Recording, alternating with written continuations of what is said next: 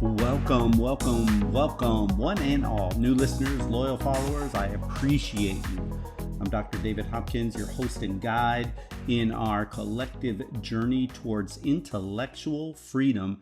As in this series, we're taking on thinking and how to improve it, trying to move from thinking short thoughts to longer thoughts, which isn't easy in our world today as the brain rot of where we spend our mental energy today is real and is happening to our society today. And what we are all about in this series is reading slowly, breaking down things. So I'm pumped to take on this new series. In our first book, we are breaking down Amusing Ourselves to Death by Neil Postman. So let's not waste any time and let's just dive right into it. You know, somewhere between scrolling, streaming, swiping, we lost something. We lost the ability to sit still with a thought, to hold an idea long enough to feel it burn. Be honest.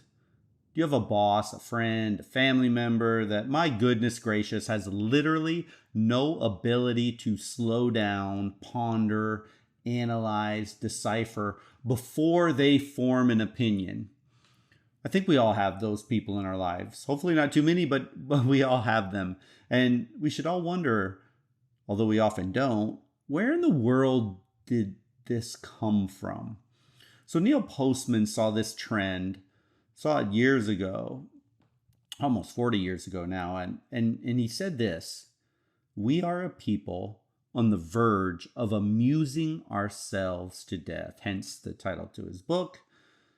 Turns out, we didn't just stop at being on the verge of amusing ourselves. We built a full-size house there, Wi-Fi included. Heck, we jumped in so far into the hole of amusing ourselves to death that it's hard to even think about finding our way out as a society. So today, let's start to try to figure this thing out.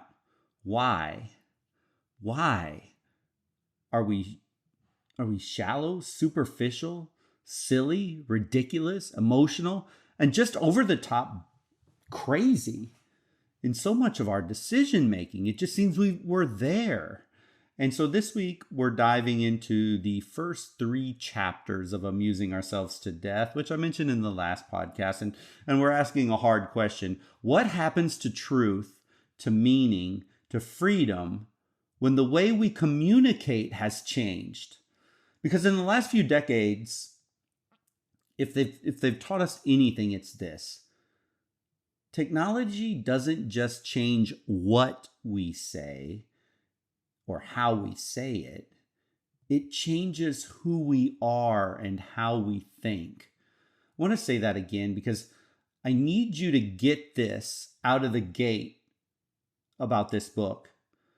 Technology doesn't just change what we say, it changes who we are as people. So what do you think? Is technology making us smarter, if I would ask you that? Is it making us better informed? Is it making us better thinkers than we were? Are we better at uncovering truths? Better at having a dialogue and conversation when we disagree? Are we better at uniting people? What do you think? It's almost rhetorical at this point based on the way most people perceive individuals they don't agree with. Is technology making us a better version of ourselves? A better version of humanity? I'm going to leave that for you to stew on just for a moment. But let's do this. So what's the point here? Why does any of this matter? Because, as Portman talks about, if the medium or the tool that we use to communicate reshapes how we think, then our very capacity for critical thought, democracy, deep human connection is on the line right now.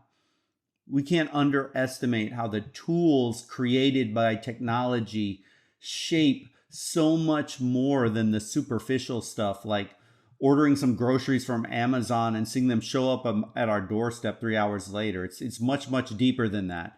Think about it. If we don't see the stage when we go to a play, we can't question the performance. And if we can't question the performance, we then become part of the show. So I want you to slow down one moment, see the stage, question the performance, so you're not participating in this show. What I want to do first is let's unpack Postman's biggest idea from the outset of this book. The medium is the metaphor. The medium is the metaphor. Sounds real academic, right? But it's actually pretty simple. A medium is just the tool that we use to communicate. It could be speech, our verbal give and take. It could be our writing. It could be television. It could be TikTok. It could be a book. A metaphor is what that tool teaches us about life and thought.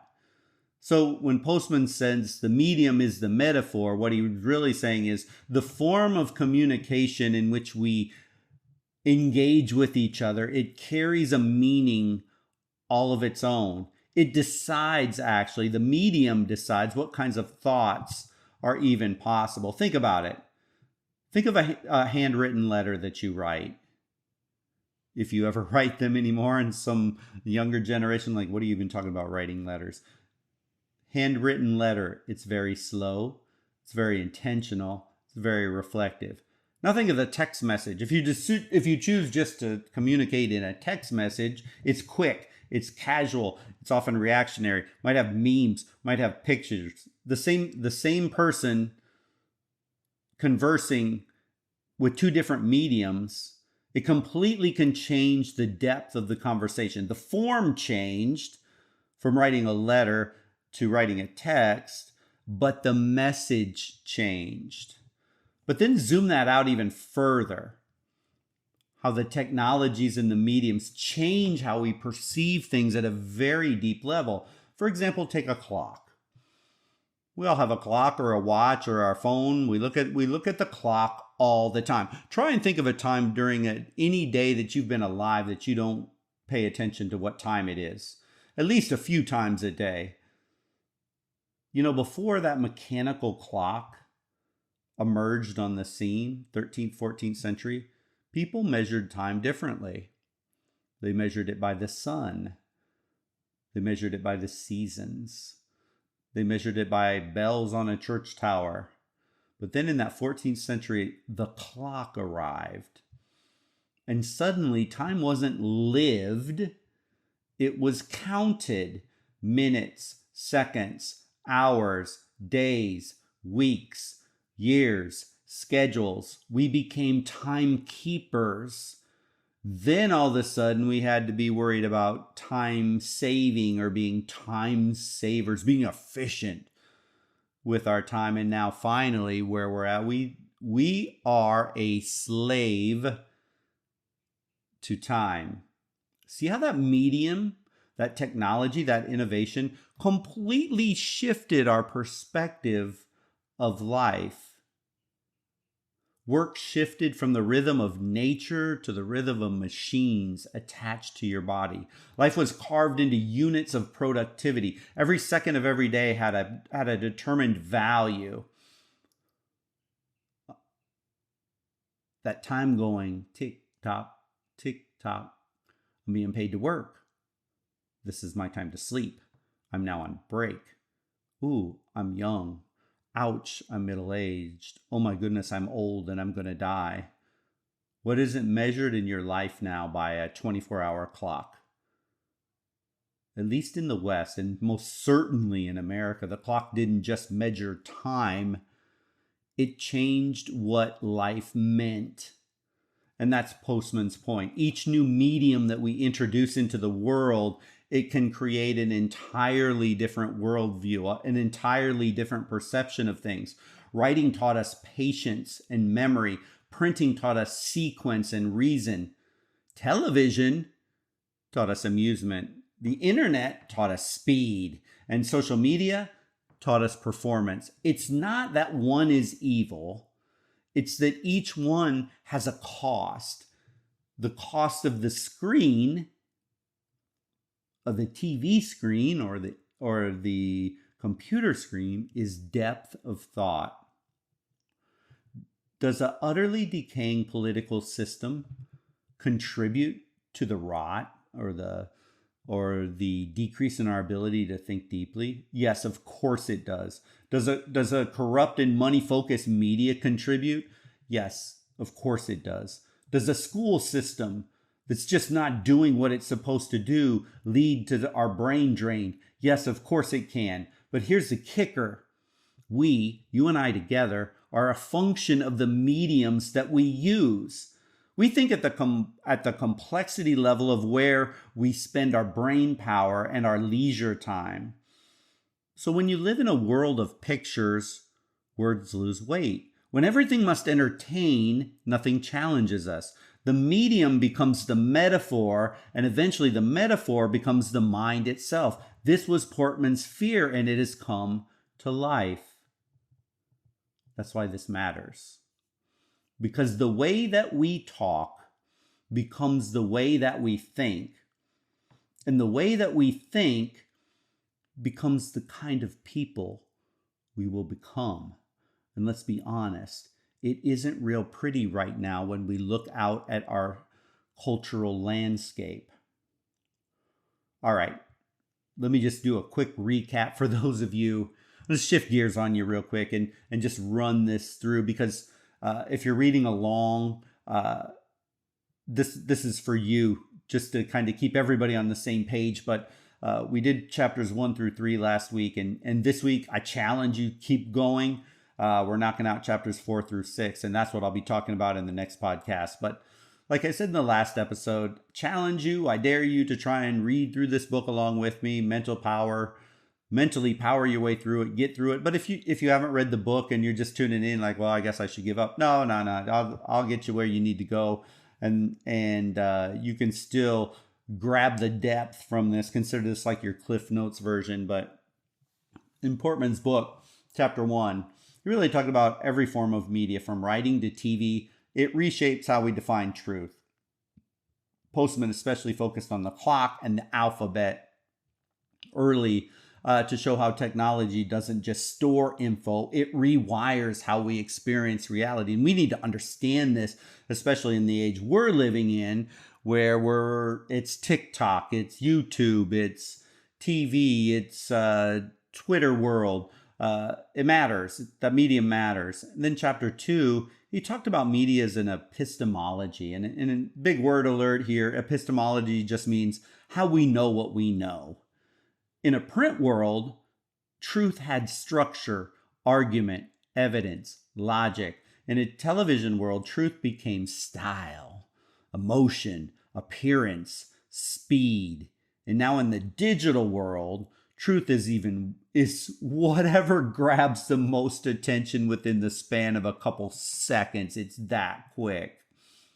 Then chapter 3, Portman goes into what's called typographic America. That in Portman's world, this was kind of the highlight of human thinking. It was the 18th century America, built on reading. People devoured things like pamphlets and debates. Tocqueville said, America cannot converse, but it can discuss, meaning Americans didn't chit-chat back then. They reasoned out loud, as if in dissertation form. Print culture demanded patience, focus, logic. You know this when you read, right? It's slow, it's deliberate. Everything our current age seems allergic to. And today, well, we've gone from reading the Federalist Papers to commenting on TikToks about them. We've turned public discourse into a fast food drive-through for ideas. You pull up, you order your headline, and 20 seconds later, you're outraged, you're on your way to the next. So the depth of depth, that's a hard one to say, the death of depth didn't happen in just one headline. It happened incredibly slowly. And that happens when you get these changes slowly like this. A lot of times you don't catch it. And basically our attention has been sold off one notification at a time. See, when the print ruled the world, thinking took time. It was sequential. It was earned. It required deliberation. And let's face it, reading and writing are hard or harder. And as our medium shifts, as we really get into the next episode, we are slowly losing the capacity to slow down and think. Now we consume ideas like junk food, high calorie, low nutrition. News becomes entertainment. Politics becomes theater. Education became a game show. And if you believe you're educating yourself on world news by watching TV news now, I don't know how to say this very politely. You're just kidding yourself. You're kidding yourself. You're not educating yourself watching the nightly news. Pew Research actually did some research on TV news and discovered the typical story segment runs barely 1 to 2 minutes long, with some live reports or anchor voiceovers shrinking that to under a minute. Producers keep these segments short because the model is built around keeping viewers tuned in, because our attention span is short, and the industry has discovered that jumping to the next visual punch maximizes ad revenue because you stick around longer. If it's too slow and boring, you're going to flip the channel. It has to be short. It has to be superficial. It has to be visual, because if it isn't, the audience leaves and the TV stations lose money. The medium of TV is built around short attention span and visual imagery. Think about it. Really, it is. It's absurd to treat very complex topics, political systems, education reform, cultural identity, government shutdowns, as though they can be fully addressed in 60 seconds or less. Come on now. Do you think you are really educating and understanding a topic, a complex topic, in a segment of 16 to 120 seconds? I argue it's the opposite. If you tune into your favorite cable TV show, don't care if you watch Fox, CNN, ABC, CBS, NBC, doesn't matter. You're not getting educated. You're actually brain dumbing down your mind as you're eating only fast food, sugar rush ideas that are feeding your bias. And if you don't believe, I don't care which channel you watch, that you're not just feeding, they are not just giving you exactly what you want based on the channel.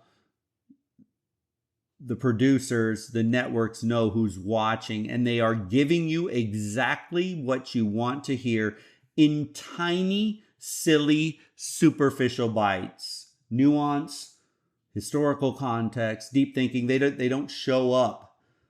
And they wouldn't make the newsroom floor, and they wouldn't make a good headline clip.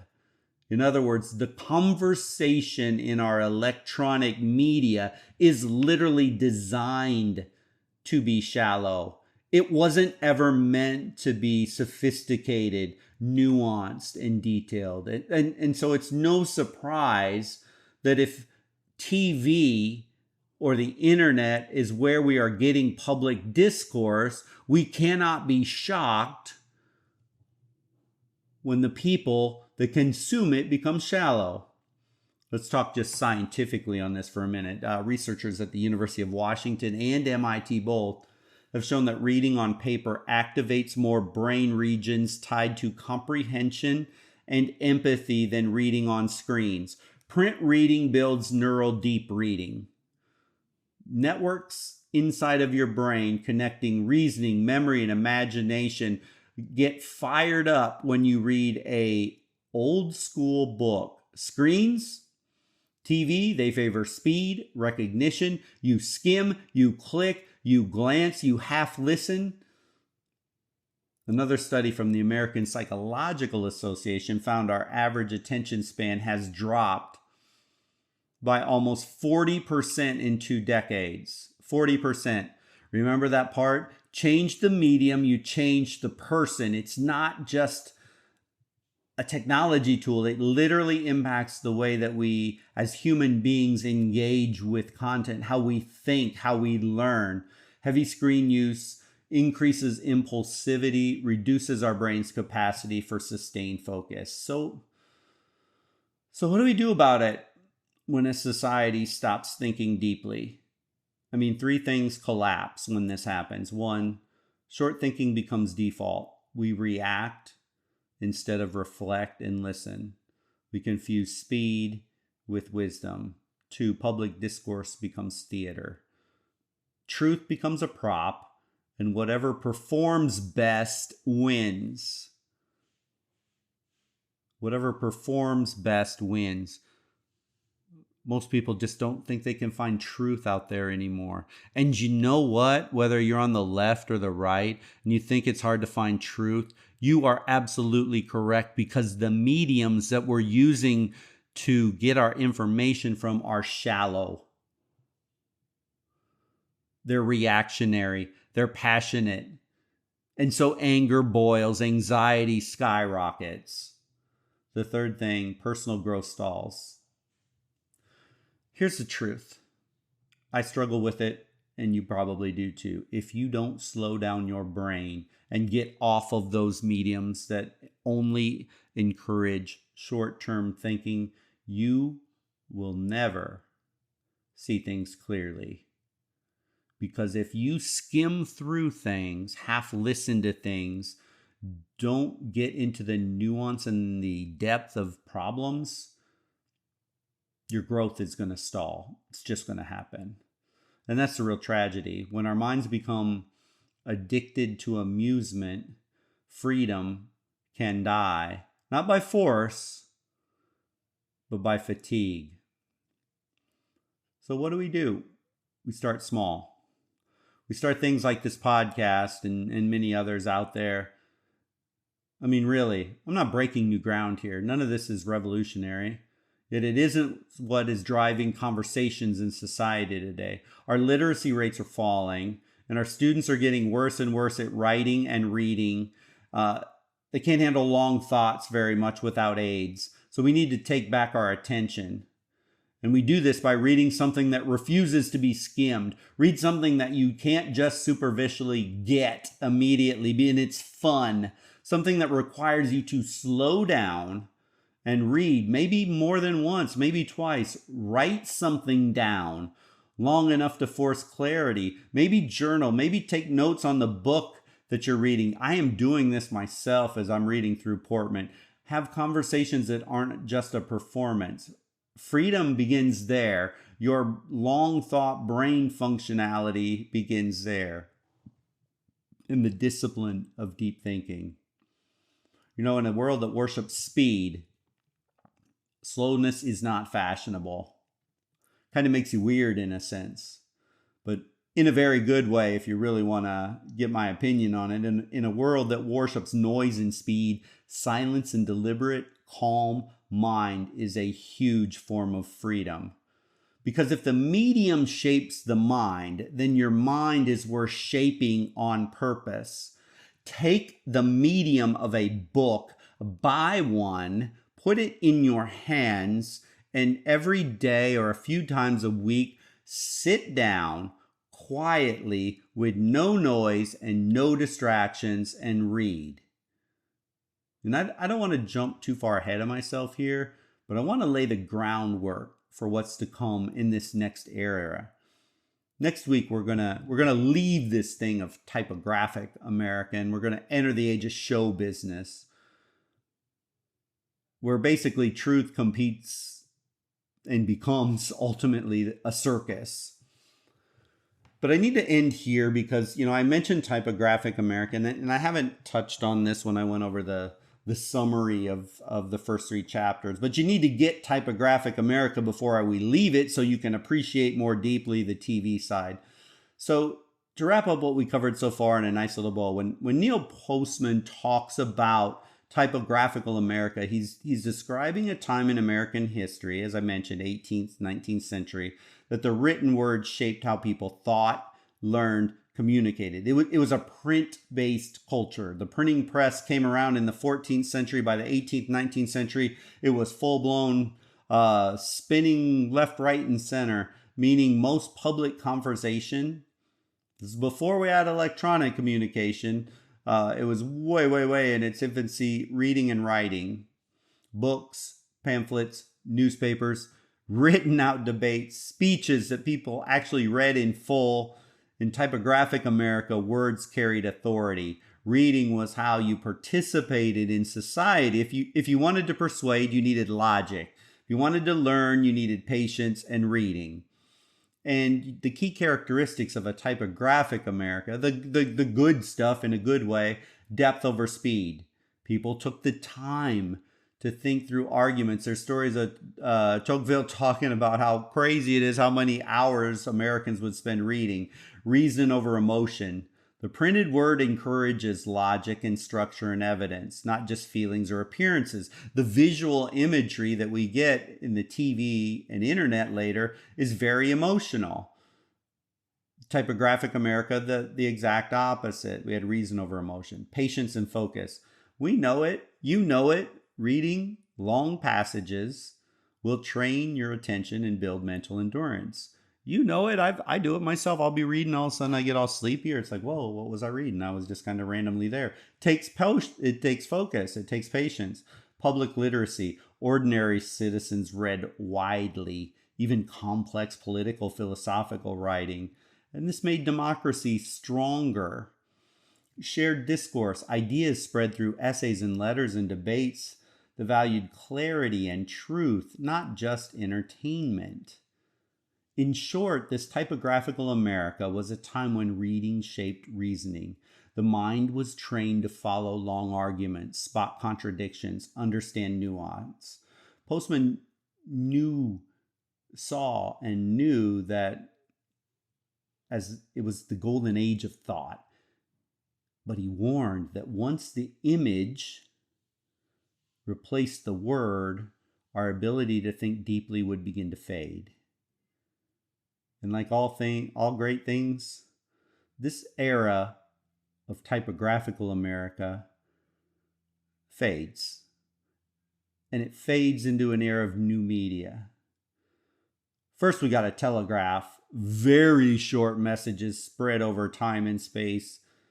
Then we get to the TV and the age of show business. And that's where we're going to pick up. So bring your popcorn skepticism next week. And I think your eyes will be open as to just how deep the clutches of short-term thinking are rooted in us in this incredible new discovery that burst onto the scene like almost nothing else, electronic communication. And the star of the show, when it first showed up, was TV. And that's where we're going to go next week. So that's it. I hope you enjoyed it. And if this resonated with you, share it, comment, subscribe on whatever platform you listen. Here's the deal. We need more and more people to reflect on what is going on in our world, to think, to question, to rebel against this sugar-coated nothingness because it's dividing us. It's stoking anger.